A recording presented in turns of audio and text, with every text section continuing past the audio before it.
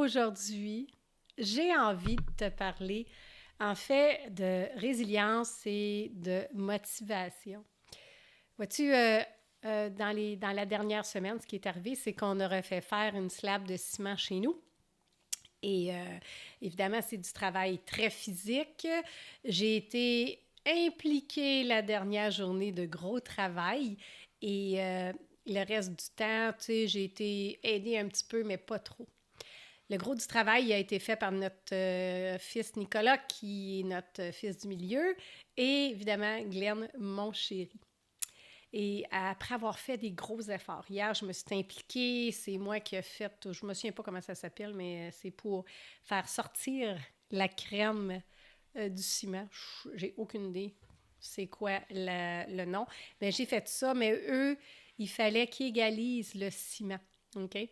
Et Nicolas, qui a 38 ans, il est full d'énergie, il est dans le tapis. Il me faisait penser au moment où en 2003, 4, moi et Glenn avons démoli une cheminée qu'il fallait qu'on le fasse en 3 jours. Eh bien, il y avait un délai pour nous aussi, mais le délai était la fin de la journée parce que quand tu fais venir un camion de ciment, il y a 2 choses qui se passent. Bien, tu le coules et le ciment commence à réagir et commence à figer. Il devient de plus en plus difficile à manipuler. Et Glenn a dit hier au souper, après qu'on se soit assis, qu'on était tranquille et que l'effort était terminé, il n'était plus capable. Glenn va avoir 66 ans, il est relativement en forme, mais il n'a plus le corps qu'il avait là 20 ans, ou le corps comme Nicolas, son fils. Alors, il me disait que pendant qu'il faisait ça, puis qu'il était fatigué, il manquait de jus, puis qu'il n'était plus capable, demain, demain, demain, je vais avoir une belle dalle. L'autre côté de l'effort, il pensait après l'effort. Et ça, j'ai dit, mon Dieu, chérie, c'est exactement ça que je dis à mes participantes. Il faut avoir le bon mindset. Le bon mindset, c'est qu'on va faire le travail, coûte que coûte, on va se rendre au bout.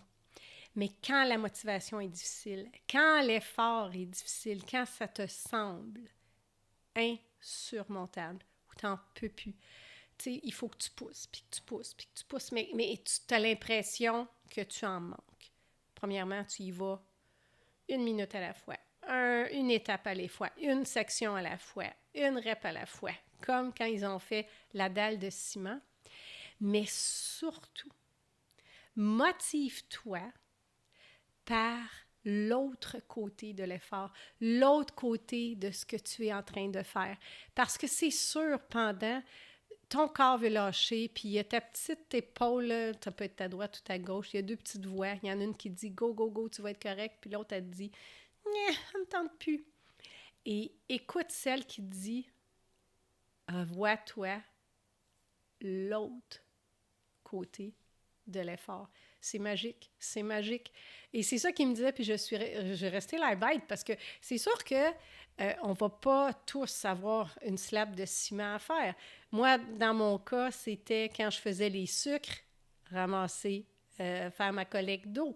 Quand j'étais avec ma chainsaw, c'est OK, il me reste un arbre, je coupe les branches, là, il me reste tant de logs à transporter. Tu sais, puis c'est pas toujours facile parce que l'effort est intense, puis on parle de tâches qui sont difficiles physiquement, mais ça peut s'appliquer à une tâche que tu n'as pas envie de faire, aussi simple que plier ton linge.